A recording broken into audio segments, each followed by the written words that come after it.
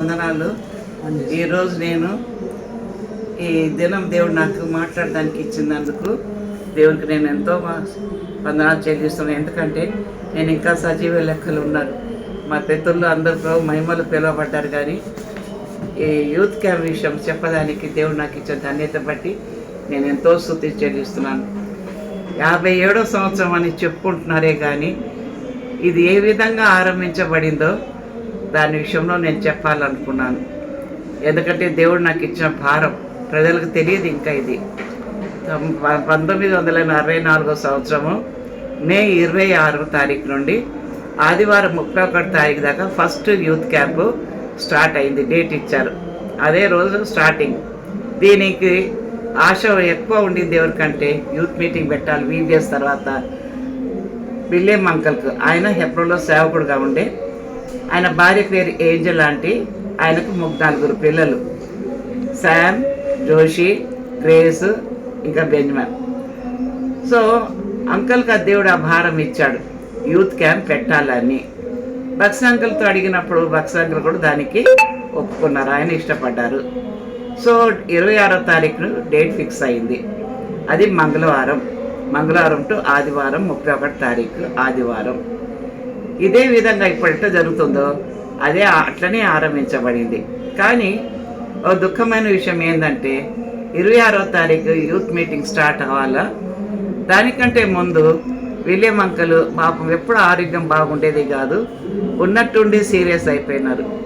Uncle serious అయిపోవటం వలన 5:30కు ఆయన హాస్పిటల్ తీసుకెళ్ళినారు. అంకల్ చనిపోయినారు. దేవుడు మహిమలో పిలవబడ్డాడు. ఆయన విన్నాడు కానీ ఆయన యూత్ క్యాంప్ చూడలేకపోయినాడు. ఆయన ఆశ దేవుడు తీర్చాడు కానీ ఆయన కళ్ళారు చూడలేకపోయినాడు. ఆ ధన్యత దేవుడు మాకు ఇచ్చాడు చూడడానికి. మేము అప్పుడంతా యూత్స్, మేమే ఆ దినాల్లో మేమే అంత యూత్స్ మమ్మల్ని అందరం తీసుకొని యూత్ మీటింగ్కి తీసుకొచ్చేవాళ్ళు. మా బ్యాచ్ మేము అందరం. అప్పుడున్న కొంతమంది ఇంకా బ్రతికి ఉన్నారు, ఆ పీరియడ్ ఉన్నవాళ్ళు.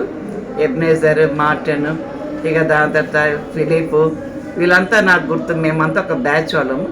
అంతా ఆ దినాల్లో ఫస్ట్ యూత్ మీటింగ్ యూత్ క్యాంప్లో మేమంతా ఉండేవాళ్ళం.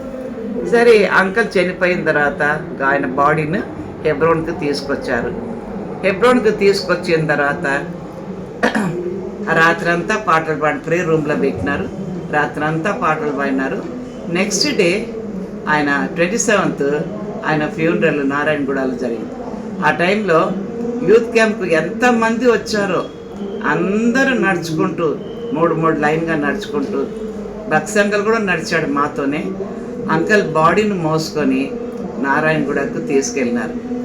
ఆయన తీసుకెళ్తుంటే చాలామంది, ఎందుకంటే 27th నెహ్రూ చనిపోయినాడు, చాలామంది అనుకున్నారు నెహ్రూ గారా అని అడిగినారు. కానీ పాటలు పాడుకుంటూ ఇక వాక్యాలు చెప్పుకుంటూ నారాయణగూడ సెమెంటరీ దాకా అందరము వెళ్ళాం. అక్కడ బక్స్ అంకల్ మంచి వర్తమానం ఇచ్చాడు. అప్పుడు ఆ పిల్లలంతా చాలా చిన్న పిల్లలు, చాలా చిన్నోళ్ళు. వాళ్ళు హెబ్రోన్లోనే లాస్ట్ కొరియన్ అంకల్ ఏ రూమ్లో ఉండేవాడు కింద ఫస్ట్ వాళ్ళే ఉండినారు అక్కడ. దాని తర్వాతనే కొరియన్ అంకల్ ఆ ఇంటికి వచ్చారు. సరే దాని తర్వాత ఇక మాకు అప్పుడు స్పీకర్స్ ఎవరంటే, మాకు ఎంత ఉద్యమం ఉండిందంటే ఫస్ట్ యూత్ క్యాంప్లో ఇప్పటికీ నేను మర్చిపోలేను. ఆ పాటలు, ఆ వాక్యాలు ఇప్పటికీ మాకు గుర్తుంది. ఎందుకంటే ఆ దినాలు అట్లాంటి దినాలు. ఇక స్పీకర్స్ ఎవరంటే జాక్ పున్నన్, అమృత్ రాజు గారు. జాక్ పున్నన్ వీళ్ళిద్దరు నేవీలో సబ్ లెఫ్టినెంట్స్. సో వాళ్ళిద్దరు యవనస్తులు, పెళ్ళిళ్ళు కాలే వాళ్ళకప్పుడు. వాళ్ళు యూత్ మీటింగ్స్కు నడిపించారు. మంచి ఉద్యోగం ఉండింది. 31st నైట్ ఈవినింగ్ ఆయన ఇచ్చే ఛాలెంజ్కు, జాక్ పున్నన్ ఇచ్చే ఛాలెంజ్కు చాలామంది మాలో సేవకు తీర్మానం చేసుకున్నాం.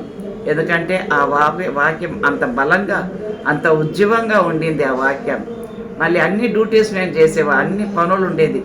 కానీ ఇప్పుడు వచ్చేంత గుంపులు కాకపోయినా కానీ ఆ దినాలు ప్రేమ, ఆప్యాయతము, ఆ యొక్క అవన్నీ చూసుకుంటుంటే నాకు ఈ వయసులో ఇవన్నీ నాకు అదంతా గుర్తొస్తుంది. ఎందుకంటే మేము ఫస్ట్ యూత్ క్యాంప్ ఆర్వోలో ఉన్న వాళ్ళము.